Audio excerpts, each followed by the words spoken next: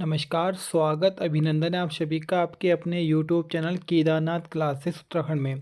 तो प्यारे बच्चों, उत्तराखंड में कनिष्ठ सहायक एवं व्यक्तिगत सहायक के पदों पर नोटिफिकेशन आया था और उसका एग्ज़ाम अगस्त माह में होना है, जो कि उच्च न्यायालय में आपकी वैकेंसीज आने पर जो हमारे न्यायालय है वहाँ पर वैकेंसी हैं आई हैं।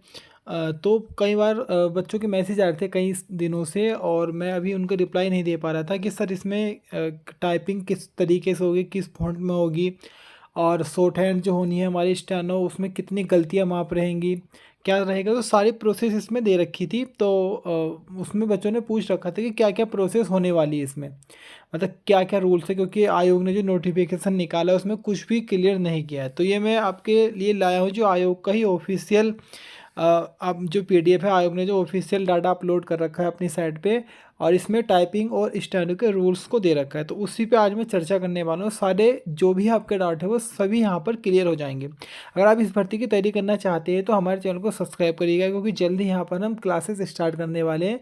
साथ ही व्हाट्सअप और टेलीग्राम ग्रुप पर जुड़िएगा, वहाँ भी आपको लगातार इस भर्ती से रिलेटेड अपडेट मिलती रहेगी। चलिएगा शुरुआत करते हैं।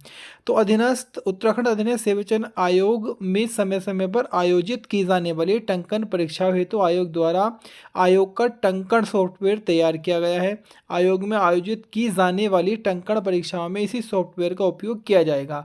टंकण परीक्षा में निम्नलिखित प्रक्रियाएं व निर्देश लागू रहेंगे। तो जो भी एग्जाम यूके कराएगा उसमें इन्हीं रूल्स को फॉलो किया जाएगा टाइपिंग में। तो सबसे पहले अगर हम बात करते तो एक रिक्त के पद के सापेक्ष लिखित प्रतियोगी परीक्षा की श्रेष्ठ सूची में से श्रेणी का उस श्रेणीवार 4 अभ्यर्थियों को बुलाया जाएगा। मतलब जैसे अभी मान लो हमारे लगभग 400 वैकेंसीज हैं, तो टाइपिंग के लिए लगभग 1600 बच्चों को इसमें बुलाया जा सकता है। इसके बाद टंकण जो परीक्षा होने वाली है कृतिदेव 10 फॉन्ट में होगी। तो ये इंपॉर्टेंट आपको याद रखना है प्यारे बच्चों। कई बच्चों के बार बार मैसेज आ रहे थे जो डाउट में थे, तो आप कृतिदेव 10 में टाइपिंग करें, ये आपका मान्य रहेगा आयोग में। और आयोग का अपना खुद का सॉफ्टवेयर होता है, वहाँ पर ये चीज़ें काम करती है। कृतिदेव 10 ही वहाँ पे काम करेगा, तो इसमें आप अपना टाइपिंग कीजिएगा। उसके बाद और क्या रूल है, टंकण परीक्षा में सम्मिलित होने वाले अभ्यर्थी सर्वप्रथम यह सुनिश्चित कर लें कि आयोग द्वारा उपलब्ध कराया गया कंप्यूटर का मॉनिटर, कीबोर्ड व माउस ठीक प्रकार से कार्य कर रहा है और यह भी देख लें कि कीबोर्ड में कैप्स लॉक ऑन तो नहीं है।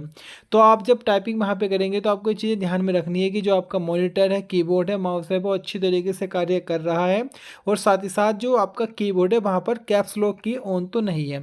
इसके बाद टंकण परीक्षा प्रारंभ होने से पूर्व अभ्यर्थियों को 2 मिनट का ट्रायल डेमो आयोग के सॉफ्टवेयर पर दिया जाएगा, जिससे अभ्यर्थी सॉफ्टवेयर से परिचित हो सके। तो आपका स्टार्टिंग में जब आप टाइपिंग देने जाओगे तो वहाँ पर 2 मिनट का ट्रायल डेमो भी दिया जाएगा, जिससे आपको सॉफ्टवेयर का थोड़ा आइडिया लग जाएगा, क्योंकि वो थोड़ा ऐसा सॉफ्टवेयर है अचानक से अगर कोई स्टार्टिंग उसमें करे तो जल्दी से उसमें हो नहीं पाता है। तो 2 मिनट का वहाँ डेमो दिया जाता है। डेमो देने के 2 मिनट के उपरांत कंप्यूटर में 2 बटन प्रदर्शित होंगे।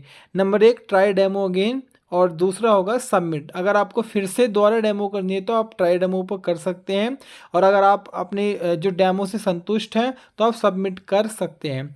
उसके बाद अगर हम बात करें सबमिट का बटन क्लिक करके, जिससे डेमो के प्रिंट प्रति पर हस्ताक्षर करने के उपरांत ही टंकण परीक्षा प्रारंभ कर सकेंगे।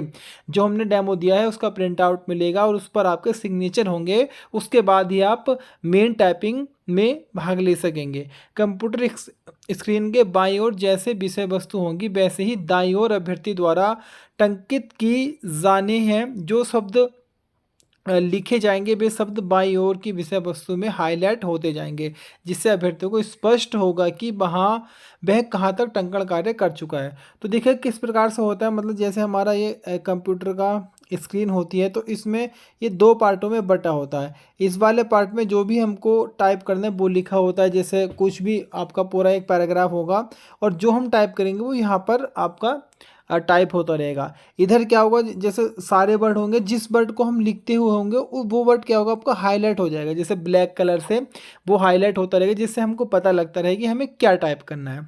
इसके बाद सॉफ्टवेयर पर अभ्यर्थी द्वारा प्रत्येक गलत कुंजी दबाने पर क्रॉस का चिन्ह प्रदर्शित होगा। क्रॉस का चिन्ह आने पर अभ्यर्थी बैक स्पेस कुंजी द्वारा क्रॉस का चिन्ह मिटाकर सही अक्षर टंकित कर त्रुटि सुधार सकता है, या स्पेस बार की से आगे बढ़कर अगला अक्षर टंकित कर सकता है।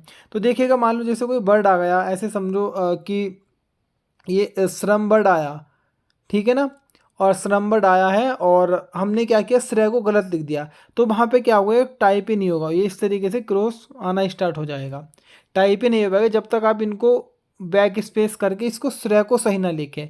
अब हमारे मन में ये आ रहा है कि मान लो हम श्रेय को ही भूल ही गए, हमें यही नहीं पता श्रेय कहाँ से लिखा जाएगा, तो हम बैक स्पेस करके भी इसको सही नहीं कर सकते, फिर तो क्रॉस क्रॉस आता रहेगा। तब हमें क्या करना है, अगर हम बैक स्पेस करें लास्ट तक और श्रेय हमारा है ये हमारा क्रॉस आए, तो इसके बाद हमको एक स्पेस दे देना है, स्पेस देने के बाद उसको हम मैं को लिखेंगे तो हमारी चीज़ें सही से लिखी जाएंगी। ये अति महत्वपूर्ण चीज़ें हैं, क्योंकि अगर हम फर्स्ट टाइम वहाँ पे जाते हैं तो हम एक तरीके से होपलेस हो जाते हैं जब क्रॉस आने लगता है। और बहुत बच्चों को मैंने देखा है जो ये गलती करते हैं और उनको अच्छी टाइपिंग होने के बाद भी वो टाइपिंग में फेल हो जाते हैं। तो इस चीज़ को ध्यान देना है, आपको कोई वर्ड नहीं आता हो या किसी वर्ड की आपको कोड याद नहीं है तो आप उसको ना टाइप करके स्पेस दें और अगले वर्ड को टाइप कर सकते हैं। यही है कि इसमें इसी तरीके से आप इस टाइपिंग में कामयाब हो सकते हैं, वरना आपने कितनी भी स्पीड बना रखी है और आपको इन चीज़ों का नहीं पता छोटी छोटी, तो आप हो सकता है बाहर भी हो जाए। बाकी और अगर आपको किसी भी प्रकार का डाउट है टाइपिंग और को लेके, वो आप मेरे को कमेंट में बताइएगा, मैं आपको रिप्लाई दूंगा, आपको एक तरीके से सेटिस्फाई करूंगा आपको जितने भी डाउट होंगे। इसके बाद आगे हम बात करेंगे अभ्यर्थी को टंकण परीक्षा के दौरान किसी भी फंक्शन की, जैसे कंट्रोल+F4, कंट्रोल+ESC, कंट्रोल+Alt+Delete, इस तरीके के जितने भी फंक्शन की है आदि के अनुप्रयोग का प्रतिबंधित रहेगा। यदि अभ्यर्थी उपयुक्त वर्जित की का प्रयोग करता है अथवा जानबूझकर कंप्यूटर के साथ छेड़छाड़ करता है तो ऐसे अभ्यर्थियों का अभ्यर्थी निरस्त कर दिया जाएगा। तो जितने भी फंक्शन किए उनका आपको प्रयोग नहीं करना है। अभ्यर्थी द्वारा टंकित किए गए कुल कुंजी का 5% तक अशुद्ध स्वीकार्य है, अर्थात उन्हें संज्ञान में नहीं लिया जाएगा, परंतु 5% से अधिक अशुद्ध होने पर एक गलत कुंजी के सापेक्ष 5 सही कुंजी दंड रूप काट दिए जाएंगे। तत्पश्चात उसकी कुंजी दबाव प्रति घंटा अर्थात KDPH निकाली जाएगी। तो देखिएगा अगर आप 5% तक गलतियां करते हैं तब तो कोई बात नहीं है, उसके बाद अगर आप 5% से ज़्यादा गलती करते हैं, मतलब ऐसा ऐसा समझो हमने 100 वर्ड टाइप किए तो हमें 100 वर्ड में 5 वर्ड की हमें छूट रहेगी। लेकिन अगर उसके बाद क्या होगा, हम और गलतियां करेंगे तो 5 सही कुंजी दबाव आपकी काट दिया जाएगी। मतलब एक तरीके से 5% से अगर आप ऊपर गलतियां करते हैं तो उस इस हिसाब से आपकी की कटती रहेगी और आपकी स्पीड कम होती रहेगी। लेकिन मेन ये नहीं होता, मेन आपकी स्पीड मायने रखती है। अगर आपने 40 की स्पीड निकाली तो कितनी, मतलब नॉर्मल अगर हम बात करें 10% भी हमारी गलती हो गई तब भी हम पास हो जाते हैं। मेन आपको फोकस देना है सबसे पहले अपनी स्पीड पे। आपने स्पीड अच्छी बना ली है तो एक्यूरेसी धीरे धीरे खुद ही ठीक हो जाती है। उसके बाद अगर हम बात करेंगे सॉफ्टवेयर सही स्पेस बार को भी कुंजी दबाव की गणना में सम्मिलित करेगा तथा गलत स्पेस बार को ऋणात्मक कुंजी दबाव की गणना करेगा। अगर आप स्पेस लगाते हैं और वो सही है तो आपका वो एक तरीके से की ही मानी जाएगी। टंकण परीक्षा का निर्धारित समय 10 मिनट का होगा। निर्धारित समय 10 मिनट पश्चात सॉफ्टवेयर स्वतः ही बंद हो जाएगा। मतलब जब हम टाइपिंग देते हैं तो 10 मिनट तक आपकी टाइपिंग होगी, जैसे ही आपका समय पूरा होगा सॉफ्टवेयर स्वतः ही क्या हो जाएगा, बंद हो जाएगा। और देखिए स्पीड का भी ये अलग अलग स्पीड है, हमारा जो नोटिफिकेशन आया है तो इसको आप नहीं देखिएगा, जिस तरीके से वहाँ पे दे रखा है स्पीड उतनी हमें करनी है। अभ्यर्थियों को उसके द्वारा टंकित विषय वस्तु की एक प्रति दी जाएगी, दूसरी प्रति अभ्यर्थी के हस्ताक्षर करवाकर आयोग अपने पास परीक्षा परिणाम सुरक्षित रखेगा। अभ्यर्थी को टंकण परीक्षा में क्वालिफाई और नोट क्वालिफाई होने की सूचना इसी प्रति में उपलब्ध होगी। लिखित परीक्षा की श्रेष्ठता के आधार पर टंकण परीक्षा में हर अभ्यर्थी को अभिलेख सत्यापन हेतु बुलाया जाएगा। तो देखिएगा प्यारे बच्चों, अगर हम बात करें आपका अगर टाइपिंग पास हो जाती है, अगर आप क्वालिफाई होते हैं तो आपको वहीं हैंड टू हैंड पता चल जाता है। ऐसा नहीं कि हमको टाइपिंग के रिजल्ट का वेट करेंगे, जैसे ही आपकी टाइपिंग कंप्लीट होगी तुरंत आपका जो प्रिंट आउट होगा वो निकलेगा और वहाँ पे लिखा होगा क्वालिफाई और नोट क्वालिफाई। अगर आप क्वालिफाई होते हैं तो आप नेक्स्ट स्टेप जाएंगे जहाँ पर आपका फाइनल रिजल्ट आएगा। फाइनल रिजल्ट आने के बाद आपका डॉक्यूमेंट वेरिफिकेशन होगा, उसके बाद एक रिजल्ट और आएगा और आप सेलेक्ट हो जाएंगे। उसके बाद अगर हम बात करें तो बाकी इतना कुछ इसमें खास है नहीं, ये चीज़ आपकी टाइपिंग रूल्स में दे रखी है। अब अरे बच्चों, हम बात करेंगे जो हिंदी एवं अंग्रेजी आंसू लेखन परीक्षाएं होती हैं आयोग के माध्यम से, जो कि अभी हमारी वैकेंसी आई हुई है उच्च न्यायालय में यूके ट्रिपल एससी के द्वारा। तो अब हम स्टेनो यानी कि आंसू लेखन से जो रूल्स दे रखे हैं आयोग ने, उसके हम चर्चा करेंगे। तो इसमें देखिएगा मेन चीज़ों पर हम देखते हैं क्या मेन इसमें दे रखा है। तो देखिएगा, उत्तराखंड अधीनस्थ सेवा चयन आयोग में समय समय पर आयोजित की जाने वाली हिंदी आंसू लिपि परीक्षाओं हेतु निम्नलिखित प्रक्रिया व निर्देश लागू रहेंगे। आंसू लेखन परीक्षा की समयावधि 5 मिनट की होगी, जिसकी विषय वस्तु 400 शब्द की होगी। मतलब आंसू लेखन जो परीक्षा होगी अब वो आपका 5 मिनट का होगा। मतलब 5 मिनट तक आपको शॉर्ट हैंड लिखनी है। और कितने शब्द लिखने हैं? 400 शब्द लिखने हैं। मतलब 80 शब्द प्रति मिनट से आपका मैटर इसमें लिखा जाएगा। उसके बाद 1 मिनट का आपका पहले ट्रायल देंगे। अब 1 मिनट का ट्रायल मिलेगा आपको, पूछा जाएगा कि आप सेटिस्फाई हैं। उसके बाद और 1-2 ट्रायल मिलते हैं यहाँ पे, ठीक है ना। आंसू लिपि परीक्षा में उपलब्ध कराए गए स्टेनो नोटपैड पर अभ्यर्थी द्वारा आंसू लिपि में ही लिखना है। लॉन्ग हैंड में डिक्टेशन लिखने पर अभ्यर्थी की परीक्षा निरस्त हो जाएगी। मतलब जो भी आपको वहाँ पे नोटपैड मिलता है, क्योंकि वो वहाँ पे सबमिट भी हो जाता है, तो उस नोटपैड पर आप जो भी शॉर्ट हैंड लिखे वो शॉर्ट हैंड ही में होना चाहिए। ऐसा नहीं कि आपने उसमें हिंदी वर्ड लिख दिए, इंग्लिश वर्ड लिख दिए, ऐसा वहाँ पे ना हो। अगर ऐसा होगा तो हो सकता है आपका अभ्यर्थन निरस्त कर दिया जाए, आपको अगले स्टेप तक जा ही ना पाए, आपने अच्छा भी लिखा है तब भी। उसके बाद हम बात करेंगे आंसू लिपि परीक्षा में 80 शब्द प्रति मिनट की क्वालिफाइंग परीक्षा के लिए 5 मिनट में 400 शब्द की डिक्टेशन मौखिक अथवा ऑडियो सिस्टम के माध्यम से बोली जाएगी। डिक्टेशन को पढ़ने के लिए 5 मिनट एवं उस विषय वस्तु का कंप्यूटर पर प्रतिलेखन हेतु 35 मिनट दिया जाएगा। उसके बाद देखो मैं इसको सीधा समझाता हूँ। क्या होगा, आपने मान लो आपका मैटर बोल गया 80 मिनट का, आपने 400 शब्द लिख दिए। उसके बाद क्या होगा, आपको 5 मिनट दी जाएगी, उस मैटर को आप पढ़िएगा जो भी, क्योंकि हम हैंड टू हैंड पढ़ते हैं तो चीज़ें हमको याद रह जाती हैं। तो 5 मिनट उसको पढ़ने का समय मिलेगा। उसके बाद आपको 35 मिनट का समय दिया जाएगा, जो हमने मैटर लिखा अपने नोटपैड पे उसको हम कंप्यूटर पे टाइप करें। 35 मिनट का ही समय इसमें दिया जाएगा। उसके बाद क्या होगा, कंप्यूटर स्वतः ही बंद हो जाएगा। यह सॉफ्टवेयर हिंदी टंकण के लिए कुर्तीदेव 10 फ़ॉन्ट में ही रहेगा। तो कुर्तीदेव 10 फ़ॉन्ट आपको अच्छे तरीके से याद कर लेना है। बाकी इसमें और चीज़ें दे रखी है, उसको आप देखेगा। अब मेन चीज़ पे आते हैं जहाँ से बार बार बहुत बच्चों के सवाल आ रहे थे। डिक्टेशन में बोले गए 400 शब्दों के 5% अर्थात 20 शब्द से अधिक अशुद्धियाँ होने पर परीक्षार्थी आंसू लिपि परीक्षा में अनर्ह हो जाएगा। मतलब एक तरीके से डिसक्वालीफाई हो जाएगा। अगर मान लो 400 शब्द आपने लिखे हैं और उन 400 शब्दों में अगर आपकी 20 गलतियां हो गई हैं, तो आप क्या हो जाएंगे, 20 गलती तक माफ़ है, 20 से अगर आपकी 21 गलती हो जाती है तो आप एग्ज़ाम से बाहर हो जाएंगे और आप डिसक्वालीफाई हो जाएंगे इस परीक्षा में। अब हमारे मन में डाउट आएगा अशुद्धियाँ किस प्रकार से और कैसे कैसे रहेंगी। तो सबसे पहले हम बात करेंगे पूर्ण अशुद्धियाँ, मतलब जहाँ पर पूरा हमारा एक गलती काउंट होगी। मतलब एक गलती उसमें काउंट होगी। कौन कौन सी ऐसी गलतियाँ होती हैं? नंबर 1, प्रत्येक शब्द या अंक को छोड़ना या जोड़ना।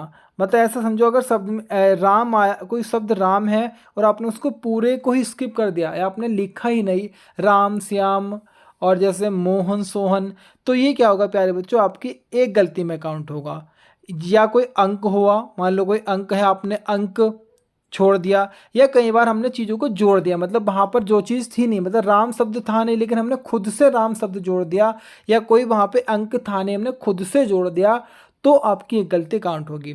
किसी शब्द या अंक के स्थान पर दूसरा शब्द का अंक लिखना, वही बात है। अगर हमने कोई अंक, मतलब राम की जगह हमने नाम लिख दिया, राम की जगह मोहन लिख दिया, तो क्या होगा, पूर्ण गलती में हमारा काउंट होगा। शब्द का आगे पीछे होना है शब्दों की पुनरावृत्ति। मतलब जैसे ऐसे राम श्याम है, मतलब एक शब्द है राम श्याम और हमने श्याम राम लिख दिया, मतलब ये यहाँ पे आ गया और ये यहाँ पे, तब क्या हो जाएगा प्यारे बच्चों, एक गलती वहाँ पर भी काउंट होगी। या हमने राम राम लिख दिया है, राम श्याम हमने राम राम लिख दिया, तब भी वो आपकी एक गलती में ही काउंट होगी। वास्तविक शब्द एक के स्थान पर एक या अधिक शब्द लिखने पर भी अशुद्धि एक ही मानी जाएगी। जैसे कि जाय को किया जा सकता है, ये आपके पूर्ण गलती है। अब हम बात करेंगे आंशिक अशुद्धियाँ। आंशिक अशुद्धियाँ मतलब अब ऐसी गलतियाँ आएंगी जो एक तरीके से आंशिक रहेंगी। मतलब अगर वो 4 गलती रहेंगी ना, 4 गलती रहेगी तो वो एक गलती ही मानी जाएगी। मतलब आपने वो 4 गलतियाँ की हैं तो वो कितनी गलती में काउंट होगी? एक गलती में काउंट होगी। अब वो ऐसे कौन-कौन से? बर्तनी की अशुद्धि होना है। बर्तनी की अशुद्धि होना मतलब हमको ऐसा समझो कि हमको क्या लिखना था? हमको आशीर्वाद लिखना था और आशीर्वाद की हमने बर्तनी गलत लिख दी। आशीर्वाद की बर्तनी हमसे गलत लिख दी गई तो हमारा वहाँ पे ये अशुद्धि मानी जाएगी। लेकिन ये एक अशुद्धि नहीं रहेगी, ये आपका रहेगा ऐसे-ऐसे अगर हमने 4 शब्द लिख दिए, मतलब 4 शब्द की हमने बर्तनी गलत लिख दी, तब हमारा एक वो गलती मानी जाएगी। पूर्ण विराम या प्रश्नवाचक चिन्ह का गलत प्रयोग कर, अगर हमने पूर्ण विराम का गलत प्रयोग कर दिया और प्रश्नवाचक चिन्ह का गलत प्रयोग किया, तब क्या होगा प्यारे बच्चों? तब भी हमारी वो गलती मानी जाएगी और 4 ऐसी गलतियाँ होंगी तब हमारी वो एक गलती में काउंट होगी।